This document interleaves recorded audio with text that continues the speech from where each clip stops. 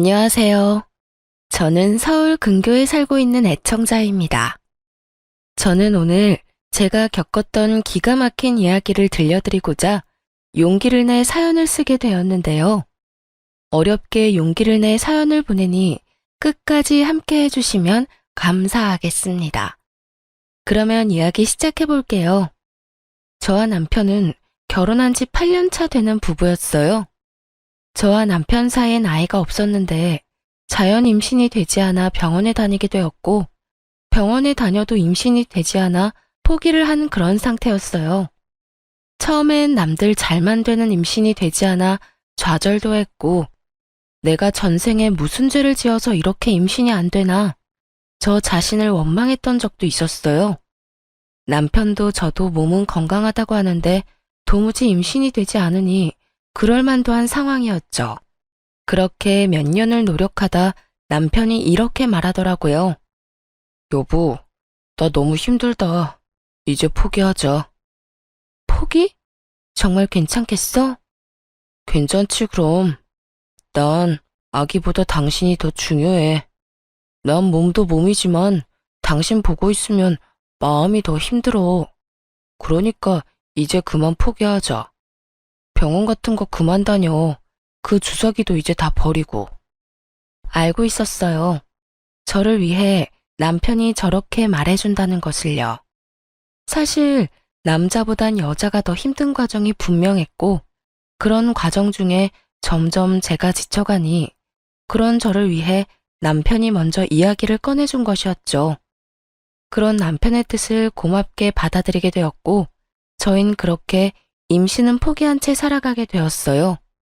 한동안은 참 많이 힘들었지만 모든 걸 내려놓고 나니 점점 마음도 안정되고 아이 없는 생활도 즐기며 살아가고 있었어요. 물론 시댁에서 말이 나올 때마다 스트레스를 받는 점은 있긴 했죠. 예, 너희는 아직도 소식이 없니? 진짜 이대로 포기할 거야? 그렇지 않아도 식구도 없어서 조용한 집에 울음소리라도 들리면 좋으련만. 너희는 정말 자식 없이 살 작정인 게야? 누구보다 아기 기다리는 건 저희란 걸 어머님도 잘 아시잖아요. 그래서 병원도 오래 다녔는데 그래도 안 되는 걸 어쩌겠어요? 어쩌겠어요? 하고 끝날 문제가 아니지 않니? 이젠 아들도 필요 없으니 딸이라도 하나 낳아줬으면 좋겠단 심정이다. 나만 이러니? 나만 이래? 남들 다 가지는 애가 너희는 왜 그렇게 힘든 거니? 병원에 그렇게 다녔으면 한 번쯤이라도 임신이 될 법도 한데 그것마저도 안 되니 돈은 돈대로 날리고 힘은 힘대로 빠지고. 이게 도대체 뭐 하는 짓이냐고? 어쩔 수 없죠. 노력해도 안 되니 이젠 마음 편히 먹고 기다려보려고요. 너는 속 편해서 좋겠다. 나는 이렇게 애가 타는데 넌 그렇게 속 편해서 좋겠다고. 내려놨다고 한들 저라고 마냥 속이 편할 리가 없는데 시무는 꼭 저런 식으로 답답함을 분출했어요. 전 이 정도는 참을 수 있다고 생각했어요. 시댁엔 시무 혼자 계셨는데 시무 말대로 아이라도 있었으면 가끔 보는 손주 재미라도 있었을 텐데 그 재미도 없으니 저런 말 정도는 할 수 있다고 생각하며 이 정도는 그러려니 하고 넘길 수 있었어요. 하지만 도저히 넘길 수 없는 문제가 생겨나고 말았습니다. 시댁엔 제사가 많은 편이었는데 그 중에서도 단연 시부제사는 중요한 집안 행사였습니다. 시모는 늘 저에게 조상한테 잘하면 그게 다 우리한테로 돌아오는 거야. 그러니까 음식 준비하면서 나쁜 생각하지 말고 귀찮다고 생각하지도 말거라. 좋은 마음으로 정성껏 준비해야 한다니 말이야. 특히 네 시아버지 제사상 준비할 때는 더 정성을 쏟아야 한다. 음식도 살아생전 네 시아버지가 좋아했던 것도 추가해서 올리고 라고 제사를 강조하곤 했고 저 역시 며느리 된 도리는 지키고자 시부 제사 땐 더 신경을 쓰는 편이었죠. 시부 제사가 있는 날엔 아침 일찍부터 시댁으로 가 제사 음식을 정성껏 마련하고 시댁에서 시간을 보내곤 했으니까요. 그러던 어느 날 아빠가 갑작스러운 사고로 인해 돌아가시게 되셨어요. 외동딸인 저를 너무나 사랑하며 키워주신 아빠의 죽음은 너무나도 갑작스러웠으며 너무나도 저를 절망스럽게 만들었습니다. 모든 자식이 그러하듯 저 역시 많이 보답하지 못한 마음에 후회스럽기도 했고 더는 따뜻한 아빠 품에 안길 수 없다는 사실이 너무나도 힘들었어요. 그렇게 1년 가까이 저는 슬픔에 잠겨 있었고 남편은 그 시간 동안만큼은 누구보다 다정하게 저를 챙겨주었어요. 남자가 나쁘끄럽게 꽃 같은 거 들고 돌아다니는 거 아니라던 사람이 한아름 꽃을 사와 안기기도 하고 10년이 넘는 세월 동안 장모님께 애교 한번 부려본 적 없는 사람이 친정엄마의 팔짱을 끼고 우리 집에 모셔오기도 했고요. 장모님, 오늘은 저희 집에서 주무시고 가는 겁니다. 아니야, 그냥 밥만 먹고 갈게. 내가 여기서 자면 정서방 불편해서 안 돼. 불편하기는요. 요즘 집사람도 영 힘이 없어서 저도 힘이 없는데 장모님 계시면 집사람이 웃기도 하잖아요. 저한텐 그것만큼 힘나는 일이 또 없는걸요. 그러니까 오늘은 무슨 일이 있어도 주무시고 가셔야 합니다. 제가 특별히 집사람 옆자리도 양보해 드릴게요. 그래? 정서방이 정 그렇다면 오늘은 자고 갈게. 이렇듯 엄마를 모시고 오는 날이면 어떻게 해서든 엄마를 제 옆에서 자게 했고 그런 남편을 보며 저 역시 웃는 날이 생겨나고 있었어요. 돌아온 아빠의 기일날엔 슬프기는 했지만 처음보단 많이 무뎌진 감정으로 제사를 맞이할 수 있었어요. 아빠의 첫 제사이다 보니 제가 모시고 싶었고 남편에게 이런 제 뜻을 말하니 남편도 흔쾌히 알겠다고 하더라고요. 여보, 이제 곧 아빠 기일인 거 알지? 그럼 알지. 얼마 안 남았잖아. 왜? 나 우리 아빠 제사 우리 집에서 지내고 싶어. 첫 제사이기도 하고 내가 차려드려야 마음이 편할 것 같아. 뭘 그런 걸 묻고 그래. 당신이 장인어른 제사 챙기는 건 당연하지. 뭐든 당신이 하고 싶은 대로 마음 가는 대로 다 해. 난 상관하지 말고, 알겠지? 남편은 제 손을 꽉 잡아주며 제가 원하는 건 뭐든 다 하라고 해주더라고요. 앞으로도 우리가 모시자고까지 해주었고요. 그렇게 저와 남편은 한사코 와서 돕겠다는 엄마를 오지 못하게 하고 제사 준비를 시작했어요. 한창 준비하고 있는데 시모에게서 연락이 왔더군요. 요즘 뭐 하고 지내니? 뭐 하고 살길래 연락 한 통이 없어? 죄송해요. 아시다시피 아빠 돌아가시고 제가 정신이 없었어요. 돌아가신 지가 언젠데 언제까지 그러고 있을 거야? 그러고 보니 사돈 돌아가신 게 작년 이맘때 아니니? 네, 오늘이 기일이어서 그렇지 않아도 제사 준비하고 있어요.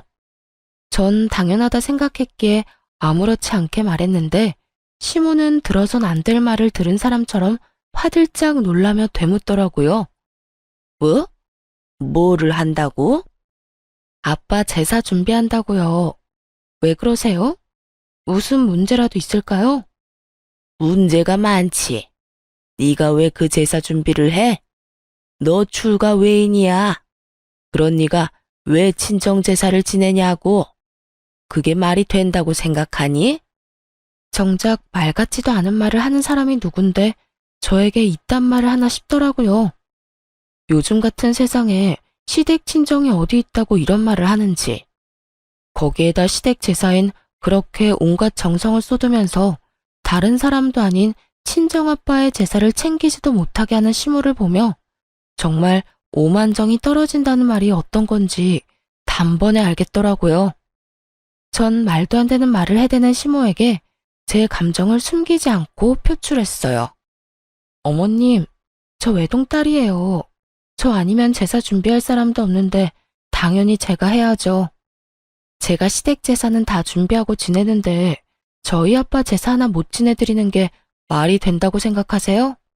시댁은 시댁이고 친정은 친정이야. 네가 우리 집에 시집 온 지가 10년이 훌쩍 넘었는데 그 정도면 넌 이제 친정하고 연을 끊었다고 봐야지. 어찌됐든 난 절대로 싫으니까 당장 다 때려치우거라. 싫은데요. 이건 어머님이 뭐라고 하시든 제 마음대로 할 거니까 이래라 저래라 하지 마세요. 너 기어코 내가 가서 그 상을 다 엎어야 그만할 거야? 시모는 고래고래 고함을 질러댔고 잠자코 옆에서 듣고 있던 남편이 전화기를 가지고 가 한바탕 난리를 부리더라고요. 엄마, 진짜 적당히 좀 해, 적당히. 이 사람이 장인어른 제사상 좀 차리겠다는데 왜 엄마가 하라 말아야? 당연히 이 사람이 해야 하는 일이잖아. 이 사람 아니면 할 사람도 없고. 너 지금 엄마한테 소리쳤니? 어떻게 다른 것도 아니고 네 마누라 편 든다고 엄마한테 소리를 질러? 난 지금 마누라 편 든다고 엄마한테 소리를 지르는 게 아니라 엄마가 잘못된 행동으로 집사람을 괴롭히니까 소리를 지르는 거야. 만약 집사람이 엄마한테 잘못하면 똑같이 할 거고. 그러니까 이런 걸로 트집 잡지 말고 앞으로 그런 말 할 거면 집사람한테 연락도 하지 마세요. 연락도 하지 마? 뭐? 연이라도 끊으란 말이야? 지금 엄마 말이 그렇잖아. 집사람한텐 자식돌이도 하지 말라고 하면서 엄마는 우리한테 자식돌이 하길 바래? 그건 너무 이기적이지 않아? 하여튼 집사람이 장인어른 제사 지내는 거 가지고 이래라 저래라 하지 마. 계속 그러면 우리도 자식돌이 안 해도 된다는 뜻으로 알고 평생 아빠 제사에도 안 갈 거고 엄마가 죽어도 제사상 안 차려드릴 거야. 시모는 화가 많이 난 듯 일방적으로 전화를 끊어버렸고 남편은 전화기를 들고 연신 한숨을 쉬더라고요. 이런 상황이 곤란하기도 피곤하기도 하다는 듯이요. 다시 이런 일로 당신 괴롭히면 참지 말고 할 말 다 해. 내가 다 막아주려고 노력하겠지만 언제 어디서 어떤 말을 듣게 될지 아무도 모르는 일이잖아. 당신도 마냥 참지 말고 할 말은 다 해야 당신이 상처를 덜 받아. 알겠지? 알겠어. 내가 다 막아준다는 말보다 더 든든했고 남편에게 참 고마웠습니다. 그렇게 제사는 무사히 지내게 되었고 엄마는 남편의 손을 붙잡고 덕분에 잘 치를 수 있었다며 고마운 마음을 전했어요. 남편은 그런 엄마의 이부자리까지 펴주며 이런 날은 혼자 주무시면 안 된다고 눕혀드리기까지 했고요. 이런 남편으로 인해 시모에 대한 섭섭함은 사라지고 없었는데 소식을 전해들은 시누이까지 저에게 연락이 와 저를 위로해 주더라고요. 언니, 이야기 들었어요. 많이 서운하고 속상했죠? 언니가 우리 집 제사 지내준 것만 해도 몇 번인데. 처음엔 속상하기도 하고 섭섭하기도 했었는데 오빠가 잘 달래줘서 괜찮아졌어요. 어머님도 앞으로 제사 문제로 아무 말 안 하기로 했고요. 듣는 내가 다 속상하던데 우리 언니는 마음도 좋아. 오빠가 달래준다고 금방 풀리는 거 보면. 어쨌든 나도 엄마한테 한 소리 했으니까 혹시나 마음에 남은 앙금 있으면 풀어요. 괜히 마음에 담아두면 언니만 힘들잖아요. 그냥 다 잊어버려요. 알겠죠? 알겠어요, 아가씨. 걱정해줘서 고마워요. 시누이까지 나서 시모에게 한 소리 했다고 하니 고맙기도 하고 시모가 불쌍하단 생각마저 들 지경이었어요. 그러면서 제 앙금은 시누이가 말했듯 씻은 듯이 날아가기도 했고요. 그렇게 전 다시 활기를 되찾았고 시댁에서도 좋은 소식이 들려오더라고요.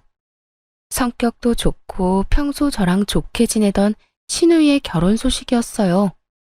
결혼 상대가 의사라는 말을 들었을 땐 정말 잘된 일이라며 얼마나 기뻐한 줄 모릅니다. 오죽했으면 남편이 자신보다 제가 더 기뻐하는 것 같단 말까지 했으니까요. 저는 정말 기쁜 마음으로 시누이에게 축하 말을 전했고 시누이 역시 기뻐하며 저에게 시집가서 잘 살겠다고 하더군요. 그렇게 집에는 경사가 났다며 다들 기뻐하고 있는 와중 저에겐 불안한 일들이 일어나고 있었어요. 저를 불안에 떨게 만든 장본인은 다름 아닌 시모였는데요. 시누이가 시집 간다는 말이 나온 뒤부터 묘하게 시모가 저에게 잘 대해주는 느낌이었어요. 어느 날은 시댁에 갔는데 밥상이 다 차려져 있더라고요. 어머님, 이게 다 뭐예요? 보면 모르니? 너 먹으라고 내가 다 차렸어. 다 네가 좋아하는 반찬들이니 마음껏 먹고 맛있으면 싸서 가거라. 혹시 몰라서 넉넉히 해서 소분해서 넣어뒀어. 감사해요. 다 맛있겠어요. 얼른 먹고 설거지는 제가 할 테니 두세요. 아니야, 됐어. 음식 만든 사람이 뒷정리까지 다 해야지. 너는 그런 거 신경 쓰지 말고 맛있게 먹기나 해. 아니에요. 설거지는 하게 해주세요. 제가 마음이 불편해서 그래요.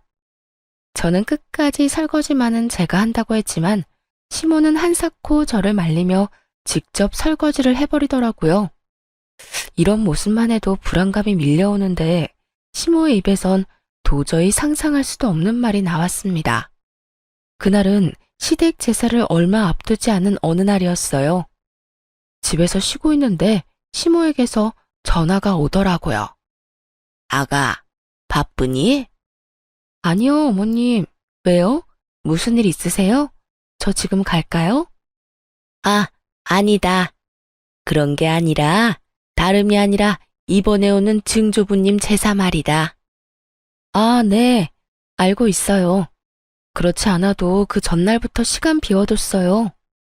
아니, 그런 뜻이 아니라 혹시 바쁘면 안 와도 된다는 말 하려고 전화했어. 아니, 앞으로 제사 지내는 거 신경 안 써도 돼. 앞으로는 나 혼자 해도 될 것 같구나. 어머님, 갑자기 왜 그러세요? 제사를 그렇게 중요하게 여기시면서. 생각해보니까 요즘에 우리 집처럼 제사 많이 지내는 집도 없고 너도 8년이나 했으면 할 만큼 했다 싶어서 말이야. 이제 나도 나이도 있고 줄일 수 있는 건 다 줄이고 간소하게 혼자 지내려고 해. 그러니까 너는 앞으로 안 와도 된다. 네? 어머님, 진짜 무슨 일 있으신 거 아니죠? 아니라니까 얘가 왜 이래? 이상하잖아요.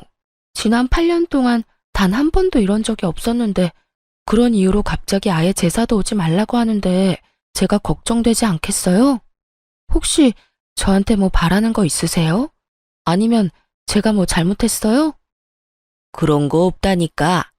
하여튼 이번 제사부터 안 와도 되니 그런 줄 알고 푹 쉬거라. 그렇게 중시하며 8년 내내 비가 오나 눈이 오나 제사 하나만큼은 챙기던 시모가 이런 말까지 하니 불길할 수밖에 없었죠. 도대체 무슨 일인가 하고 생각을 해봤더니 이유는 하나뿐이더라고요. 신우이의 결혼. 시기상으로도 상황상으로도 그 원인은 신우이 결혼밖에 없었고 전 남편을 붙잡고 추궁 아닌 추궁을 하게 되었습니다. 여보, 솔직하게 말해봐. 어머님, 나한테 뭐 바라는 거 있으시지? 어? 우리 엄마가? 갑자기 왜? 글쎄 이상하잖아. 8년 내내 나한테 밥상 받아먹던 분이 요즘 따라 집에 불러서 가보면 밥상이 떡하니 차려져 있기도 하고 요즘엔 나한테 설거지도 안 시키셔. 그것뿐인 줄 알아? 그렇게 제사 노래를 부르던 어머님이 그제는 갑자기 연락이 와서 제사로 오지 말라고 하더라니까. 당신 같으면 이상하지 않겠어? 난 지금 이 상황이 굉장히 이상하거든. 그러니까 솔직하게 말해봐.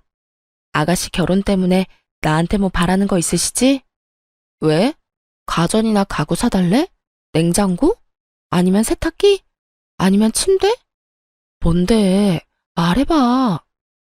아니야. 바라긴 뭘 바래. 그런 거 아니니까 신경 쓰지 마. 그냥 이제서야 당신한테 그렇게 해주고 싶으셨겠지. 남편은 한사코 아니라며 손사래를 쳤지만 저는 아닌 게 아니란 걸 알 수 있었어요. 지나치게 화들짝 놀라는 모습과 말을 더듬은 것이 딱 남편이 거짓말할 때 나오는 모습이었거든요. 여보, 그냥 솔직하게 말해봐. 나 화 안 내. 난 당신이 거짓말하고 나한테 숨기는 게 제일 싫어. 그러니까 말해봐, 솔직하게. 전 남편을 끝까지 닥달했고 제 눈치를 살피던 남편이 무거운 입을 열었어요. 그게 사실은 엄마가 혜은이 집이라도 해서 보내주고 싶나 봐. 집? 왜? 상대방 집안에서 집까지 해오라고 한대? 그런 건 아닌데, 의사 집안에 시집 가는데 집이라도 해가야 혜은이 기가 좀 살지 않겠냐고 말이야. 그러면서 하는 말이 장인어른 사망보험금으로 혜은이 집 한 채 해달라고 하더라고. 물론 나는 그 자리에 펄쩍 뛰면서 안 된다고 했어. 혜은이도 그 말 나오자마자 그건 절대 안 되는 일이라고 했고. 당신한테 아무 말도 안 한 건 혹시나 당신이 오해할까봐 그랬어. 우리는 진짜 그럴 생각도 없는데 혹시나 당신이 우리도 그런 생각으로 당신을 대한다고 생각할까봐. 다른 사람도 아닌 신우이가 결혼을 하니 저도 세탁기, 냉장고쯤은 해줄 수 있다고 생각했는데 시모는 제 예상을 훨씬 뛰어넘어 집을 바라고 있더라고요. 그것도 돌아가신 지 얼마 되시지도 않은 아빠의 보험금으로 말이죠. 정말 그 순간 기가 막혀 말이 나오지 않더라고요. 그런 제 눈치를 남편은 또 살피고 있었고요. 여보, 당신은 정말 어머님 생각이랑 다른 거 맞지? 날 몰라? 난 진짜 아니야. 난 엄마가 그 말 꺼내자마자 절대 안 되는 일이라고 했어. 그 돈이 어떤 돈인데 그 돈을 쓸 수가 있겠어? 혹시나 쓸 일이 생긴다면 그건 오로지 장모님을 위해 써야 하는 돈이잖아. 두 번 다시 그런 이야기 꺼내지도 말라고 못 박았어. 혜은이도 그 돈으로 시집 가야 한다면 차라리 안 가는 게 낫다고까지 했고 말이야. 이렇게 말한 남편은 저에게 전혀 신경 쓸 필요 없다고 하더군요. 이럴까봐 이야기하지 않은 거라고 하면서요. 이야기를 들어보니 신우이 역시 친정아빠 보험금을 노리는 것 같지 않았고 오로지 시모 혼자 헛된 꿈에 빠져 난리를 부리는 듯 했어요. 전 남편의 말대로 신우이의 결혼엔 신경 쓰지 않고 지냈고 그렇게 제가 아무런 연락도 없으니 답답한 시모가 직접 이야기를 꺼내고자 연락이 왔더라고요. 이때쯤이면 제 귀에도 많은 이야기가 들어갔을 텐데 제가 아무런 연락도 하지 않고 어떤 말도 없으니 답답한 마음에 먼저 한 연락이었죠. 아가, 잘 지내니? 요즘 왜 연락이 없어? 혹시 어디 아프니? 아프긴요, 괜찮아요. 요즘 이런저런 일로 정신이 좀 없어서 연락도 못 드렸네요. 어머님은 잘 지내시죠? 시모는 저의 잘 지내냐는 말을 기다렸다는 듯이 목소리에 힘을 쭉 빼며 축 처진 목소리로 본심을 드러내기 시작했어요. 그게 난 잘 못 지낸다. 요즘 걱정이 많아. 왜요? 무슨 일 있으세요? 너도 알다시피 우리 혜은이가 직장 생활을 늦게 시작했지 않니? 그래서 모은 돈이 별로 없어. 아니, 거의 없다고 봐야지. 그런데 혜은이가 시집가는 집이 보통 집이니? 의사 집안 아니니? 의사 집안. 왜요? 그 집에서 뭘 과하게 바라기라도 하는가 봐요? 아니, 꼭 그런 건 아닌데. 그런 집안에 시집 보내는데 덜렁 몸만 보낼 수도 없는 노릇이고 그렇다고 우리가 도와줄 형편이 되는 것도 아니고. 그래서 말인데 아가, 네가 좀 도와주면 안 되겠니? 더도 말고 덜도 말고 딱 집 한 채만 네가 해주면 참 좋을 것 같아. 큰 집도 필요 없어. 딱 30평대 아파트면 어떻게 우리 혜은이 기 좀 펴고 살 것 같은데. 어떻게 안 되겠니? 시모는 30평대 아파트가 사고 싶다고 마음만 먹으면 살 수 있다는 듯 별것 아닌 것처럼 말을 하더라고요. 그 모습에 전 더 어이가 없었고 이런 문제일수록 확실히 말해야 할게 전 돌리지 않고 대답을 해주었어요. 어머님, 30평대 아파트가 한두 푼도 아니고 저 그런 돈 없어요. 그리고 돈이 준비되는 집안이면 집을 준비해서 가는 것도 좋겠지만 그럴 상황이 안 되면 두 사람이 잘 이야기 나눠서 두 사람 힘으로 모아서 집을 마련해야 하지 않겠어요? 혜은이가 가진 게 없는데 뭘 모아서 집을 마련해? 그리고 모은 게 있다고 한들 어떻게 그 집에 신혼집 마련할 돈을 내놓으라고 하냐고. 그 집안이 보통 집안이 아니라고 했잖아. 그냥 집안이 아니라 의사 집안이라고. 그런 집에 시집 가면서 집 한 채 정도는 해야 할 거 아니니? 조금 전까진 아가 하며 상냥하기 그지없던 시모는 제가 단칼에 거절하고 나서자 180도 바뀐 언행으로 화를 내기 시작하더군요.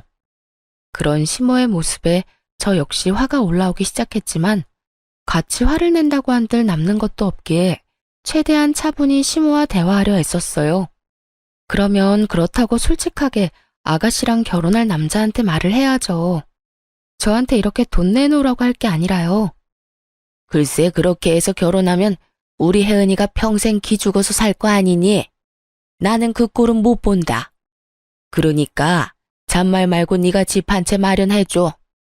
그러면 될 문제인데 왜 이렇게 일을 키우니? 너 돈이 있지 않니? 돈이 없는 것도 아니면서 왜 이렇게 쪼잔하게 굴어? 평소에 너랑 혜은이랑 사이가 안 좋은 것도 아니고 사이도 좋으면서 왜 이렇게까지 째째하게 구냔 말이야. 사이 좋은 거랑 집 한 채 해주는 거랑은 별개예요. 그리고 저한테 그런 큰 돈이 어디 있어요? 있잖아. 네 아빠 사망보험금. 사돈 돌아가시면서 사망보험금 많이 받은 거 나도 다 안다. 내가 네 아빠 제사도 지내게 해줬는데 넌 고작 집 한 채 못 해주니? 결국 시모의 입에서 아빠의 사망보험금 이야기가 나오고야 말았고 더는 화를 참을 필요가 없다고 생각했어요. 다른 것도 아닌 아빠의 목숨값을 자격도 없는 시모가 저리도 당당하게 요구하는 모습을 보며 참을 필요성이 사라졌기 때문이었죠. 저한테 사망보험금이라도 맡겨두셨어요? 그런 것도 아니면서 어쩌면 이렇게 당당하게 요구하세요? 그 돈 다른 것도 아니고 저희 아빠 목숨값이에요. 그 목숨값으로 아가씨 아파트나 사주라고요? 제가 왜 그래야 하는데요? 저는 그러고 싶지 않아요. 저 아가씨 좋아하는 거 맞는데 그래도 아닌 건 아니죠. 저는 절대로 해드릴 생각 없으니까 더는 이런 일로 연락하지 마세요. 너 진짜 이렇게 매정하게 굴 거야? 너 때문에 우리 혜은이 의사 집안에 시집 못 가게 되면 네가 책임질 거야? 집 못해 간다고 못 갈 시집 같으면 가지 말라고 하세요. 그리고 그렇게 해서 시집 못 가게 되면 그건 제 책임이 아니라 집 한 채 바라는 집에 시집 간다고 욕심부린 아가씨 책임이죠.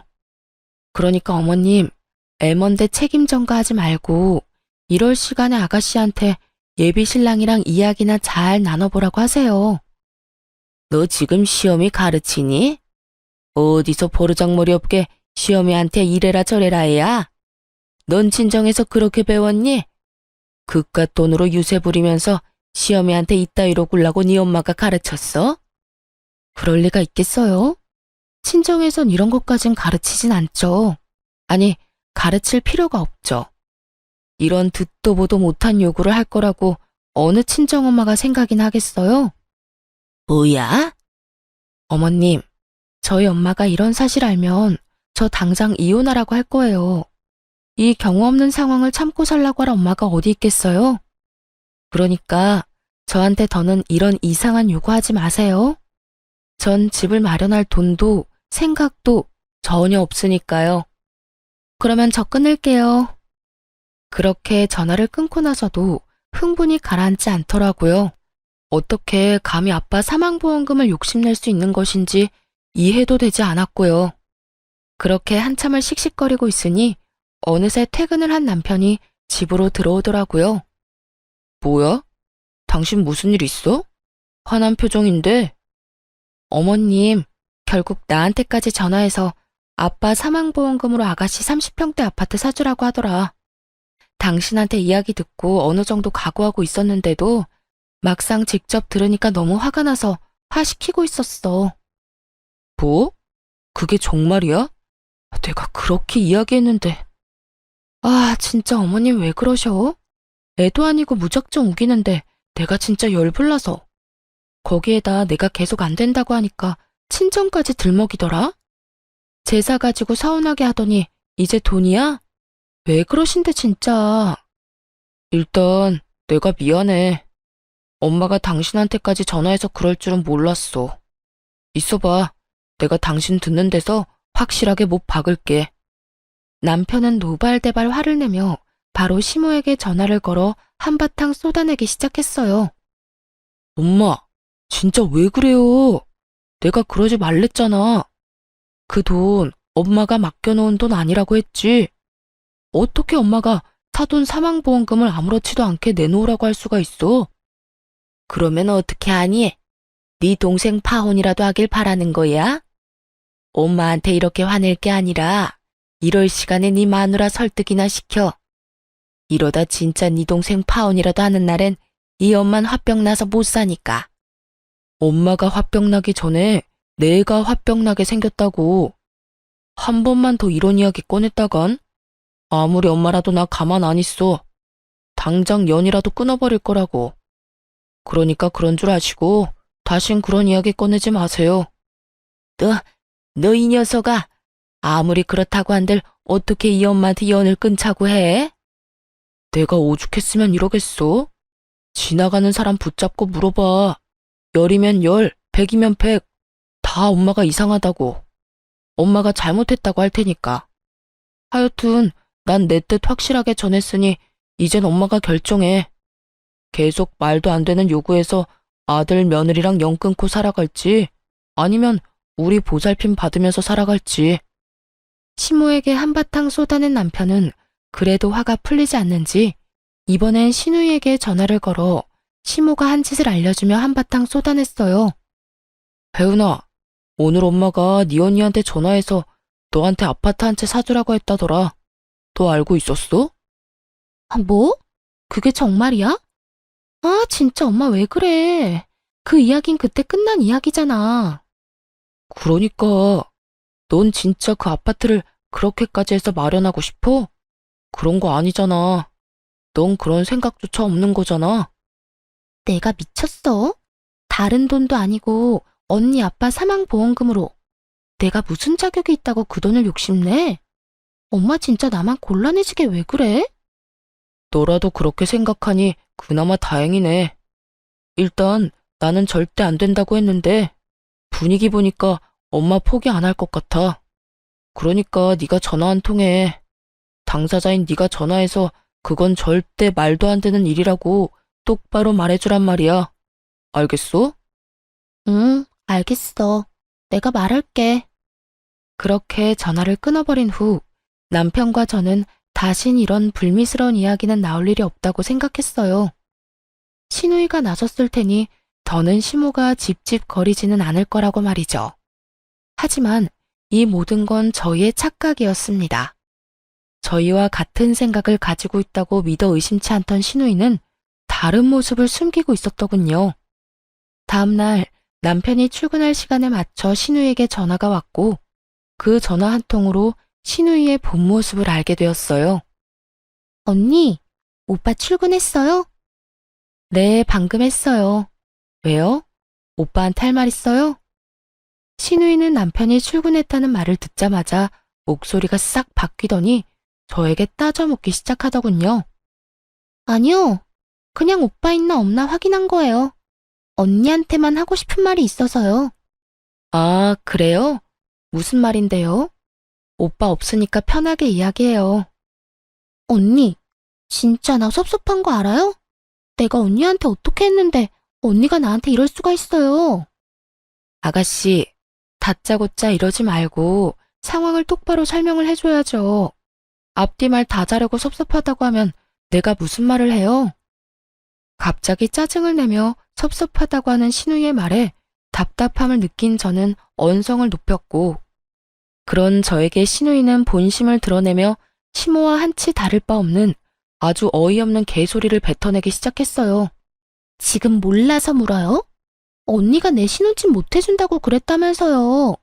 돈이 없는 것도 아니고 돈 있는 사람이 너무한 거 아니에요? 보험금도 많이 받았다고 들었는데 아파트 사주고도 남을 거 아니에요. 이게 아가씨 본심이었어요?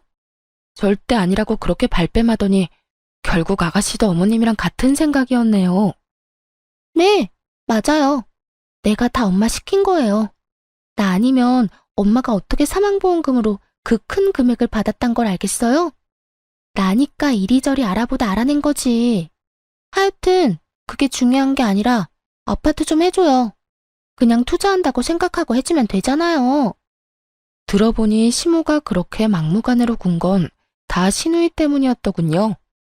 신우이는 뒤에서 시모를 부추기며 저를 압박하고 있었고 본인은 시모의 뒤에 숨어 착한 척하고 있었던 것이었죠. 거기에다 남편이 알면 난리가 날 것이 분명하니 교묘하게 시모를 이용해 저에게 돈을 뜯어낼 계획이었던 것이죠. 그런데 끝까지 제가 버티며 싫다고 하자 더는 시모만 믿고 있을 수는 없다 싶었는지 남편이 없는 시간에 저를 압박하려고 전화를 걸었던 것입니다. 신우이는 시모보다 더 난리를 부리며 돈을 내놓으라고 우겨대고 있었고 전 밀려오는 배신감과 분노에 핏대를 세우며 말했죠. 그건 절대로 안 되니까 정신 좀 차려요. 아가씨가 어제 오빠한테 그랬죠?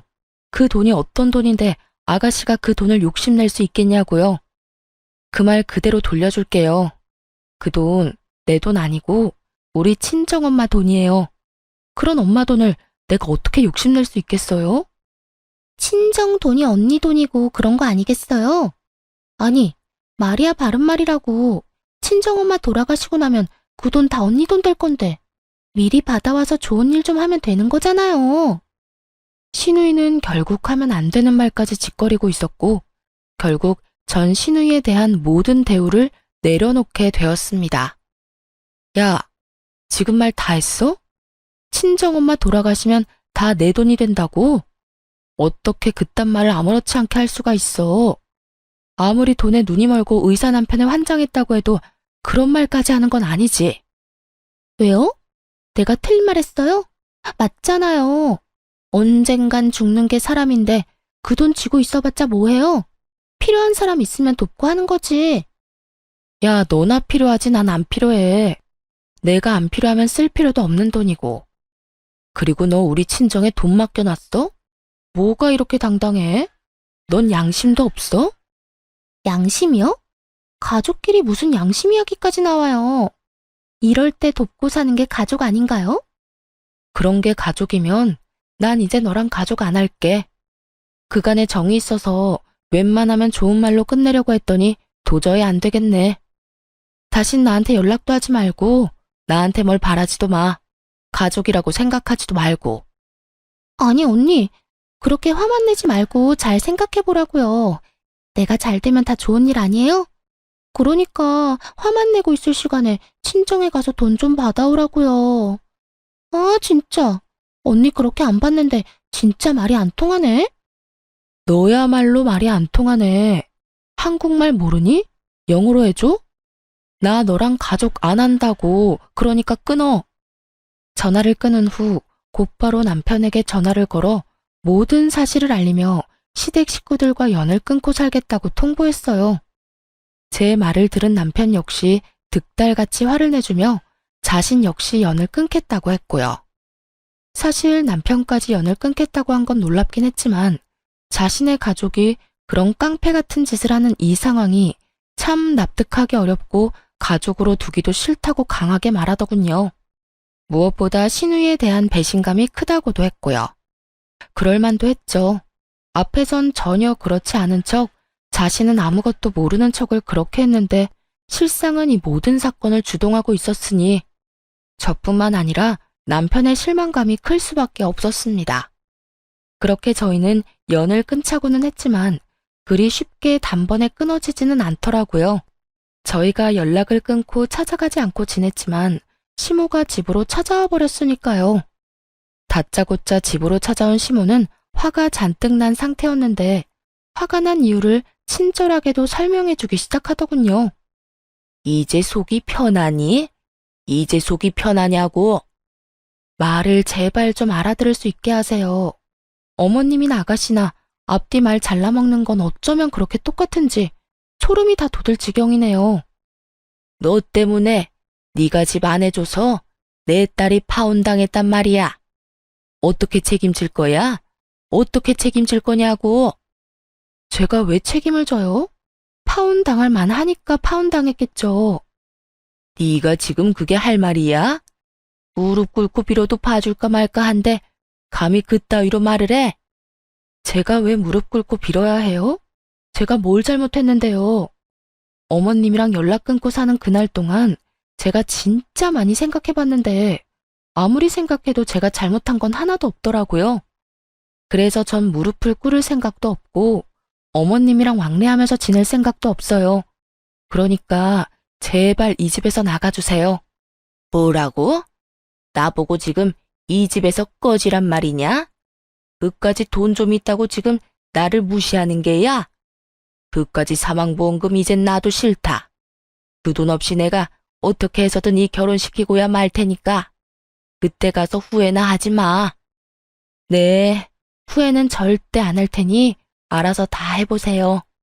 그리고 제발 이런 일로 찾아오지 마시고요. 시모는 끝까지 저를 노려보다 집으로 돌아갔고 얼마 후에 이상한 소식이 들려오더라고요. 신우이가 결국 결혼하게 되었다는 소식이었죠. 들어보니 시모가 있는 돈 없는 돈 다 끌어모아도 턱없이 모자라 무리한 대출까지 받아 돈을 쥐어주었다고 하더라고요. 그런데 문제는 그 돈을 신우이도 아닌 그 상대방 남자에게 줬다더군요.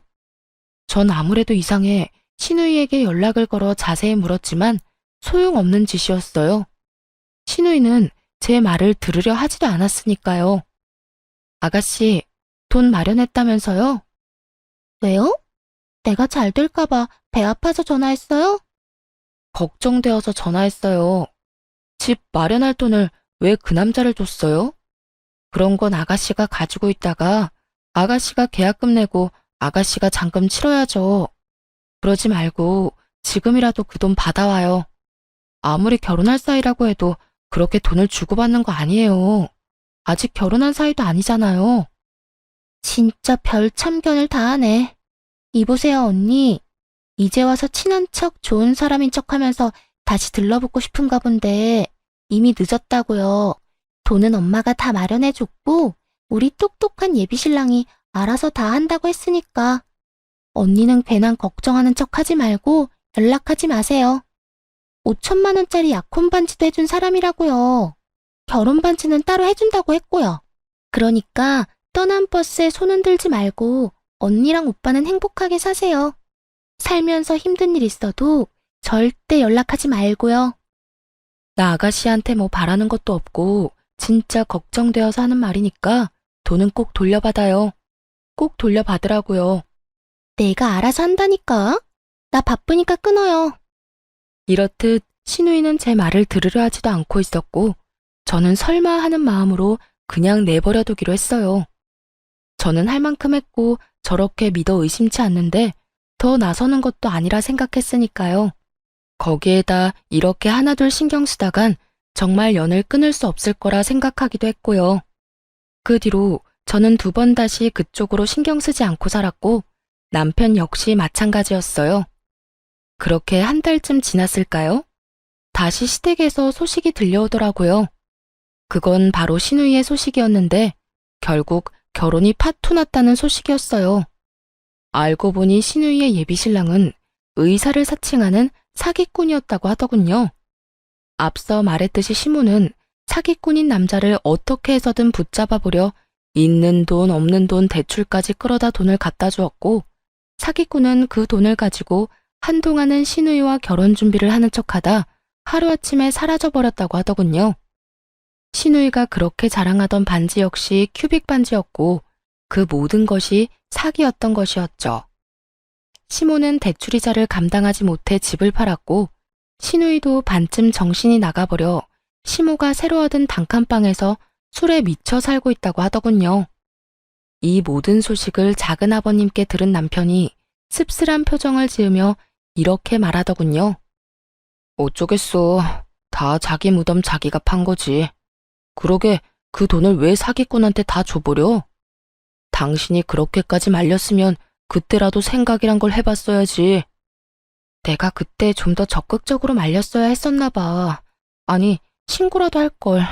아니다. 사람이라도 붙여볼 걸 그랬어. 됐어. 자책하지 마. 당신은 할 만큼 했어. 그러니까 그런 생각으로 당신 괴롭히지 마. 그래도 어쩔 수 없이 마음이 안 좋네. 나도 속은 쓰리지만 어쩌겠어. 너무 애지중지 키워서 세상 무서운 줄 몰랐는데 이참에 배우는 게 있겠지. 혜은이도 다 큰 성인이고 어른인데 어른답게 잘 이겨낼 거라 생각해. 그러니까 당신도 마음 쓰지 마. 남편이 이렇게 말을 해줘도 한동안은 마음이 편치만은 않았어요. 하지만 저는 최선을 다해 말렸고 그런 저를 무시했던 건 신우이였으니 저는 남편의 말대로 할 만큼 했다고 생각하기로 했습니다. 그 뒤로 거짓골을 한 시모가 집으로 한번 찾아왔는데요.